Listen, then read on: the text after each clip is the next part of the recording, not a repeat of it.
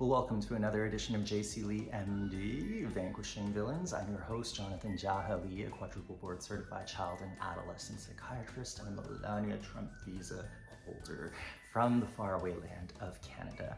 On this sub-channel, I use my superpower of psychological formulation to break down some of the villains in children's media and lit. And today, I want to talk about Ursula from The Little Mermaid. I often envision her as being like Ursula von Frankreich or something. It seems like she should have a polysyllabic name.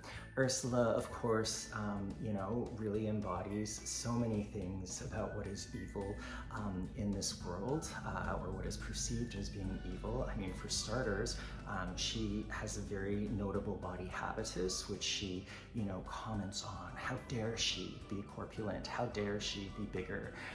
In a world that basically values thinness and slightness and fragility in the beautiful female protagonist of Ariel.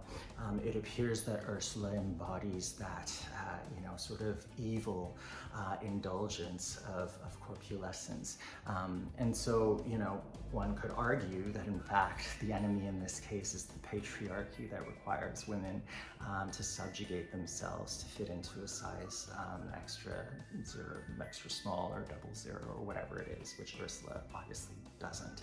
One could also comment that this is a person who has acquired some knowledge, whether through the School of Hard Knocks or, simply from having lived life for some time, and she actually uses it to subjugate Ariel to her control, recognizing that Ariel is, just like freshly post-pubescent at 16.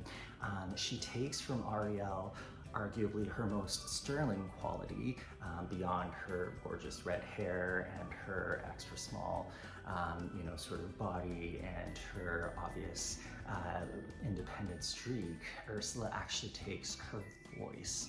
And again, much like in a patriarchal society where women are meant to be demure and, sort of deferential to the men in their lot, Ursula perhaps acts as a double villain in that she plays the role of quote-unquote the man by stealing Ariel's voice, while sort of giving her what she quote-unquote wants. Again, Prince Charming, who she's only seen from afar and yet somehow knows that she loves. Oh, Ariel, I hope the marriage works out for you.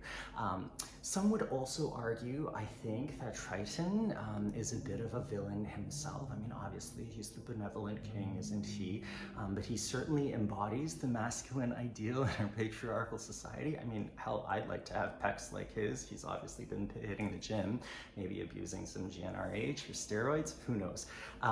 But Triton, of course, embodies all of that limited emotional infancy.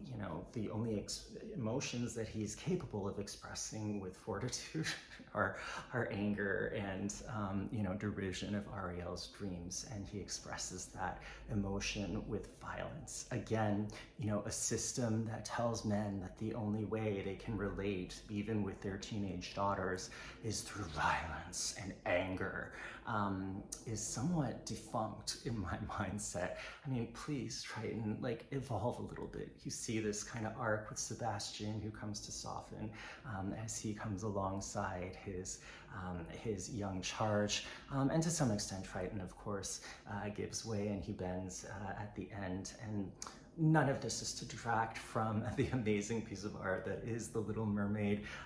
It is, of course, interesting to come back after many years of seeing it first when I was a young child, and now having been equipped with, psychobabble and the like to review these things from afar.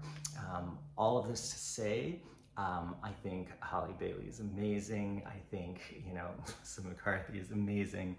I think we should all go watch and enjoy Little Mermaid.